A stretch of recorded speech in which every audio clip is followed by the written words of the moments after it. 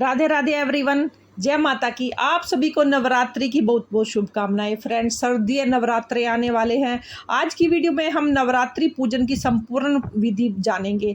हमें स्थापना कैसे करनी है, पूजा कैसे करनी है, इसकी संपूर्ण पूजा विधि मैं बताऊंगी, तो आप वीडियो को अंत तक जरूर देखना। तो देखिए, नवरात्रि के पहले दिन सुबह सुबह स्नान करने के बाद हम जिस जगह पर भी हम पूजा करेंगे उस जगह पर हम चौकी लगा लेंगे। चौकी पर हमें लाल रंग का वस्त्र बिछाना है। हमने चौकी लगा ली है और उस पर हमने लाल रंग का वस्त्र बिछा दिया है। अब सबसे पहले हमें माता भगवती को यहाँ पर स्थान देना है, तो उसके लिए हमें थोड़े से चावलों का आसन देते हुए हमें जो भी हमारे पास माता की फोटो है या मूर्ति है, जो भी स्वरूप है, उसको हम यहाँ पर विराजमान कर देंगे। तो इसके बाद हम देखिए, हमने माता रानी को विराजमान कर दिया है। शारदीय नवरात्रों में ज्वारे बोने का बहुत अधिक महत्व होता है। तो ज्वारे बोने के लिए मैंने मिट्टी का कुंडा लिया है। तो उसमें मिट्टी, हम देखिए मैंने ये मिट्टी का कुंडा लिया है। पहले हम इसको थोड़ा सा सजा देंगे। हमने इसको स्वास्तिक बनाएंगे। इसमें आप चंदन से या रोली से इसको स्वास्तिक बना देते हैं, क्योंकि जब भी हम कोई शुभ कार्य करते हैं किसी भी पात्र में, तो हम सबसे पहले स्वास्तिक बनाते हैं। तो उसके बाद मैंने स्वास्तिक बना दिया, इस पे तिलक कर दिया है, चंदन से तिलक कर दिया है, रोली से तिलक करके मैंने इसको अच्छे से सुंदर सा सजा दिया है। और उसके बाद हम यहाँ पर मैंने इसमें मिट्टी डाल दी है। मिट्टी भर देंगे और उसके बाद जैसे हमने मिट्टी डाली है, तो मिट्टी डालने के बाद अब हम इसमें जौ भी डाल देंगे। तो आप चाहो तो गेहूं भी डाल सकते हो, गेहूं और जौ दोनों मिलकर भी डाल सकते हैं, या खाली गेहूं भी डाल सकते हैं। और इसको आप यहाँ पर मैंने माता रानी के साइड में मैंने इसको स्थापित कर दिया है। अब हम कलश की स्थापना करेंगे। तो कलश की स्थापना करने के लिए मैंने एक मिट्टी का कलश लिया है और उस पर मैंने स्वास्तिक बना दिया है। स्वास्तिक बनाकर मैंने उस पर कलावा बांध दिया और उसको कंठ तक मैंने उसको जल से भर दिया है। तो फ्रेंड्स, जब भी हम कलश की स्थापना करते हैं तो मिट्टी या तांबे का कलश लेते हैं। उसमें मैंने एक हल्दी का डाल दिया है, सुपारी डाल दी है, मैंने एक कसिक्का डाल दिया है, लौंग डाल दी है, इलायची डाली है। 5 चीज़ें मैंने इसमें डाल दिया। अब हमारा कलश रेडी हो चुका है और हम जहाँ पर हमने चावल रखे थे वहाँ पर हमने कलश को यहाँ पर स्थापित कर दिया है। उसके बाद मैंने 5 पल्लव लिए हैं और उस पर मैंने तिलक लगाकर नारियल को, मैंने जटाओं वाला नारियल लिया है, उस पर मैंने एक धागा बांध दिया है, कलावा बांध दिया है, चुन्नी, माता की चुन्नी मैंने उस पर बांध दिया है। और उसके बाद मैंने एक चावल का पात्र ऊपर रखकर उसके ऊपर मैंने अपनी तरफ मुख करते हुए, यानी कि जो पूजा करता है उसकी तरफ मुख करते हुए मैंने कलश को यहाँ पर स्थापित कर दिया है। तो फ्रेंड्स, इसका मुख अपनी तरफ होना चाहिए, तभी कलश की स्थापना की जाती है। देखिए, मैंने अपनी तरफ मुख करते हुए कलश की स्थापना की। ये पानी वाला नारियल है। तो इस तरह से हमारे कलश की स्थापना हो चुकी है। और अब हमने कलश की स्थापना कर दी है, ज्वारे हमने बो दिए हैं और सबसे उसके बाद हम यहाँ पर गणपति जी को विराजमान करेंगे। थोड़ा सा चावल का आसन देकर मैंने यहाँ पे गणपति जी को विराजमान कर दिया है। अगर आपके पास नवग्रह की कोई यंत्र है या कोई फोटो है तो आप वो भी विराजमान कर सकते हो, नहीं तो यहाँ चावलों से भी आप नवग्रह स्थापित कर सकते हैं। तो यहाँ पर मैंने चावल की 9 ढेरियां बना दी हैं और उस पर 9 ढेरियों के ऊपर मैंने 9 सुपारी रख दी है। तो देखिए, अगर चावल आपके पास श्री यंत्र नहीं है या नवग्रह का यंत्र नहीं है, तो आप सुपारी से भी नवग्रह बना सकते हैं और उसकी पूजा कर सकते हैं। तो यहाँ पर मैंने सब चावलों की ढेरियों पर एक एक सुपारी रख दी है और उसके बाद अब हम यहाँ पर पूजा करेंगे। तो नवग्रह की स्थापना करना और उसकी पूजा करना भी बहुत अच्छा होता है। जब हम नवरात्रि में पूजा करते हैं तो नवग्रह की से पूजा भी जरूर करें। तो देखिए, अब हमारी नवग्रह स्थापना हो गई है। अब हमें घी का दीपक जलाएंगे। आप चाहो तो अखंड दीपक भी जला सकते हो। अगर आपने अखंड दीपक जलाया है तो वह हिलाना नहीं है, पूरे 9 दिन तक वह जलता रहेगा। यहाँ पर मैंने सिंपल दीपक जलाया है। तो दीपक जलाने के बाद, जैसे मैंने यहाँ पर सिंपल दीपक लिया है, दीपक जलाने के बाद हाथ जोड़कर माता रानी से प्रार्थना करेंगे। माता रानी से पूरे 9 दिन का पूजन कर रही हूँ, आप मेरी पूजा को स्वीकार करें और इन 9 दिनों में मुझसे कोई गलती रह जाए तो मुझे इसके लिए क्षमा करें। तो इस तरह से हम अपनी प्रार्थना करेंगे। प्रार्थना करने के बाद अब हम फ्रेंड्स शुद्धिकरण करेंगे। तो सबसे पहले हमें शुद्धिकरण करने के लिए हमें सभी को एक जल का लोटा लेंगे और उसके हमें भाव रूप से सभी को शुद्ध जल से हमें शुद्धिकरण स्नान करा देना है, यानी कि हमने छींटे लगाते हुए उनको भाव रूप से स्नान करा देंगे। देखिए, यहाँ पर मैंने शुद्धिकरण कर दिया है और उसके बाद अब हम वस्त्र स्वरूप कलावा समर्पित करेंगे। तो सबसे पहले हम गणेश जी को कलावा समर्पित करेंगे, माता रानी को कलावा समर्पित करेंगे। और जो हमने देखिए, हमने जो हमारे कलश है उस पर मैंने कलावा पहले से ही बांध दिया था और नारियल पे भी मैंने कलावा लपेट दिया था। मैंने सब नवग्रह पर भी कलावा मैंने उन पर समर्पित कर दिया है। हमने सबको कलावा समर्पित करने के बाद अब हम यहाँ पर जो मैंने छोटे छोटे टुकड़े करके जो कलावे के थे सभी नवग्रह पर मैंने यहाँ पर रूप पे समर्पित कर दिए हैं।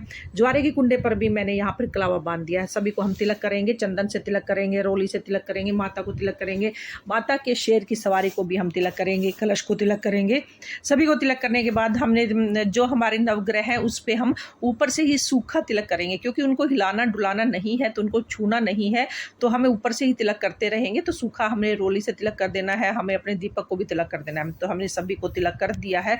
और अब हम तिलक करने के बाद हम अक्षत यानी कि चावल हम समर्पित कर देंगे। सभी को चावल समर्पित करने के बाद गणेश जी को जनेऊ समर्पित कर देंगे, माता रानी को लाल चुन्नी समर्पित कर देंगे। तो हमने यहाँ पर जनेऊ और चुन्नी भी समर्पित कर दिया है।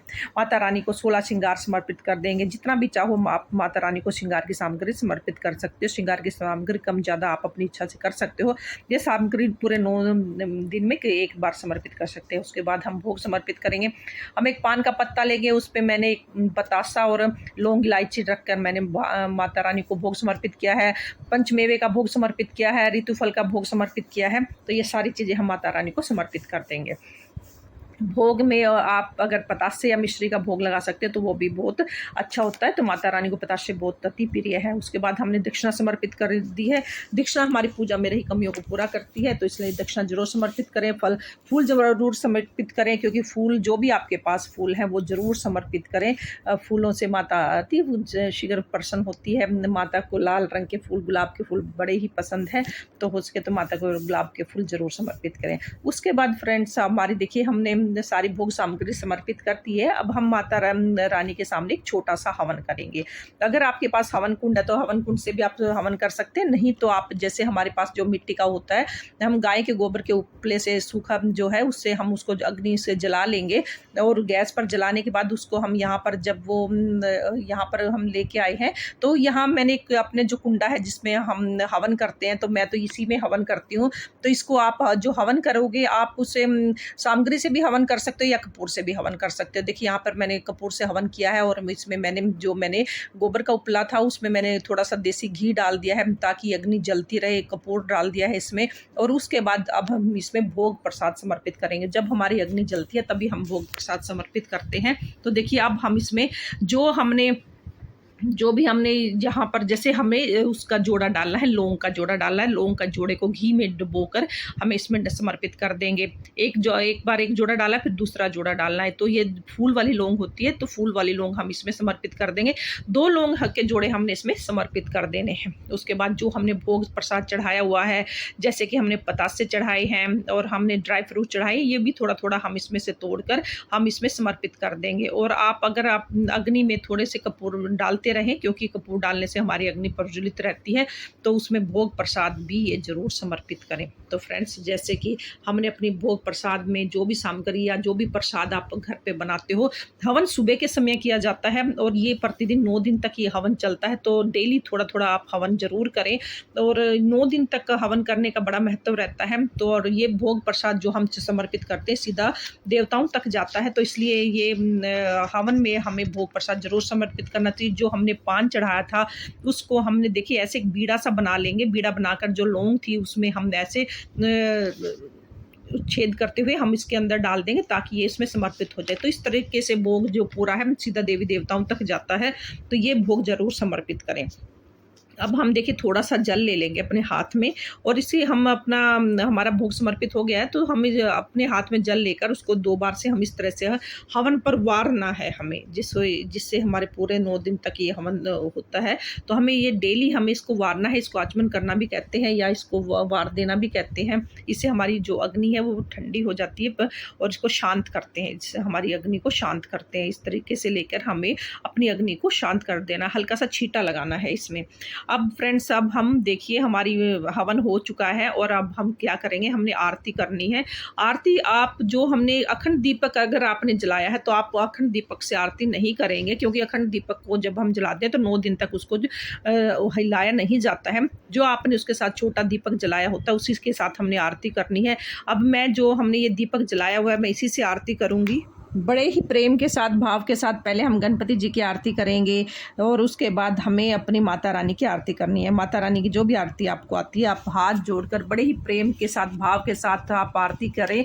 माता रानी को मनाएं, क्योंकि नवरात्रों में माता रानी बड़ी जल्दी खुश हो जाती है, बड़ी जल्दी प्रसन्न हो जाती है। आप आरती से माता के भजन करके, और आप चाहो तो यहाँ पर उसके माता का कवच, सप्तशती का कवच पाठ भी कर सकते हैं। और आरती करने के बाद हाथ जोड़कर माता रानी से क्षमा याचना करेंगे और अपनी मनोकामना को पूर्ण करने के लिए प्रार्थना करेंगे।